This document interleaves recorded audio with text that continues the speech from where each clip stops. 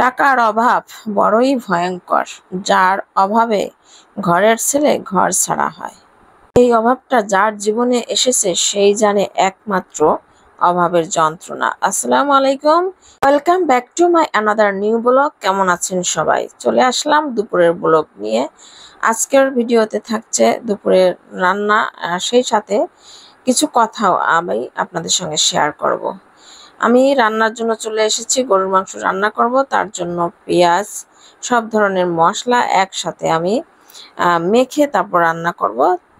আর আলু কেটে নিয়েছি, আর সাথে মাংসগুলো সুন্দর করে একটু ধুয়ে পরিষ্কার করে নিয়েছি। আর সমস্ত মশলাগুলো একসাথে মেখে নেব। আর যত মাখাবো ততই মজার হবে। আর মাখানোর মধ্যে গরুর মাংসের স্বাদ অন্যরকম বাড়িয়ে দেয়। আমি কখনোই গরুর মাংস কষিয়ে রান্না করি না, সব সময়ের জন্য হাতে মেখে তারপর রান্না করি, এবং এভাবে রান্না করলে আমার কাছে দারুণ মজার হয়। একই সাথে অন্য চুলায় আমি পোলাও বসিয়ে দেব, পোলাও রান্না করে নেব। বাচ্চাদের পছন্দের খাবার পোলাও তো রান্না করতেই হবে। আর আমি সাদা ভাত খাবো, আর বাচ্চারা তো পোলাও খায়। এই পোলাওটা আমি ঝটফট করে বসিয়ে দিলাম। পোলাও আমি রান্না করব, পেঁয়াজ একটু ভেজে তারপর সিম্পল ভাবে রান্না করে নিব। গরুর মাংসগুলো আমি সুন্দর করে কষিয়ে নিয়েছি। কিচেনে তো অনেক গরম, আর এই গরমে ঘাম পড়ছে শরীর থেকে। এর মাঝে আমার মেয়ে নিয়ে আসলো আনারের জুস, সে নিজে হাতে বানিয়েছে ছোট্ট একটা ইউনিক গ্লাসে, দেখতে খুব ভালোই লাগছে। তারপর তো পোলাওটা অন্য চুলায় বসিয়ে দিয়েছি, আর পোলাও রান্নাও কমপ্লিট, প্রায় দমে দিয়েছিলাম, হয়েও গিয়েছে। শুরুতে বলেছি টাকার অভাব বড়ই ভয়ঙ্কর, যার অভাবে ঘরের ছেলে ঘর ছাড়া হয়। টাকার অভাব যার জীবনে এসেছে সেই একমাত্র জানে টাকার যন্ত্রণাটা কি।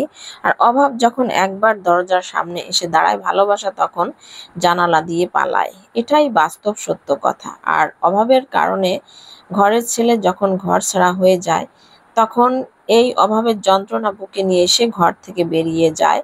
একটা সময় ধৈর্য ধরে যখন কাজ করে সফলতা পায়, তখন ফিরে আসলেও এই অভাবের সেই যন্ত্রণাটা বুকের মধ্যে থেকে যায়। তখন এই খারাপ মুহূর্তে কে কেমন আচরণ করছে, কে কি ব্যবহার করছে, কে কতটুকুন পাশে এসে দাঁড়িয়েছে, এগুলো না খুব মনে পড়ে যায় এবং মনেও থাকে। এটা কখনো ভোলার নয়। বলি টাকার অভাব জীবনে অনেক ভয়ঙ্কর একটা রূপ ধারণ করে মানুষের জীবনে। তা বলতে বলতে সবগুলো রান্না শেষ করে নিয়েছি, গরুর মাংস রান্না শেষ। আর এখানে কচুর ডগা বসিয়েছি, এটা গ্রাম থেকে নিয়ে আসা। আর লকলকে একবারে কচি ডগাগুলো, এগুলো আমি সিদ্ধ করে তারপর বাগার করে রান্না করব। ফাইনালি সবগুলো রান্না শেষ, আর খেতেও বসেছি। আর এখানে খাবার শেষে শেষ পাতে আম এবং দুধ দিয়ে খাচ্ছি, অনেকদিন পর খেলাম। আম থেকে আনা আম, দুধ সবকিছু মিলিয়ে দারুণ ছিল খাবারটা। ভালো কিছুর জন্য আলহামদুলিল্লাহ। আল্লাহ হাফেজ।